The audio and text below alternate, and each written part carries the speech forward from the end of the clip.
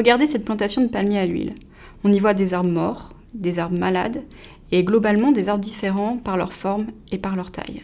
Ces différences sont-elles dues à la génétique, à l'environnement ou au mode de propagation des maladies ? Mon objectif est de comprendre ces différences en développant des méthodes statistiques permettant de relier des données génétiques et environnementales avec des processus d'intérêt, des processus tels que la production de la lignine, de résistance aux maladies ou bien de croissance. Dans ce contexte, j'ai développé des méthodes statistiques pour permettre de détecter des variants importants, mais également pour comprendre la propagation de maladies. Dans un premier temps, j'ai développé des méthodes de sélection de variables pour sélectionner des variants impliqués dans des processus d'intérêt. Les versions bayésiennes de méthodes de vraisemblance pénalisée avec des extensions ont été implémentées pour permettre dans un même modèle de sélectionner des variants importants et également de prendre en compte la corrélation, qu'elle soit génétique ou spatiale, entre les individus. Dans un contexte d'amélioration génétique, ces méthodes ont permis, in fine, la sélection d'individus ayant de bons potentiels pour des processus d'intérêt.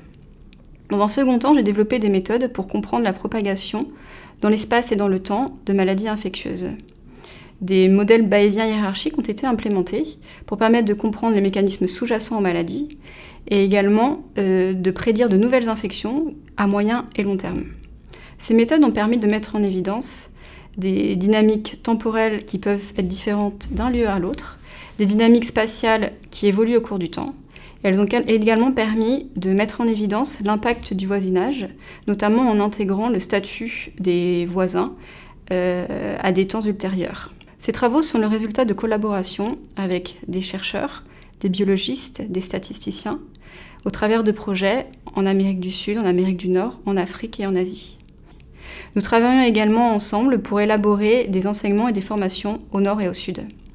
Mes objectifs pour les années à venir sont premièrement de poursuivre avec des statisticiens le développement de modèles statistiques innovants pour comprendre des mécanismes biologiques au cours du temps et en intégrant des différents types de données biologiques. Le deuxième objectif est également de poursuivre une recherche au plus proche des partenaires du Sud avec pourquoi pas un positionnement au Sud.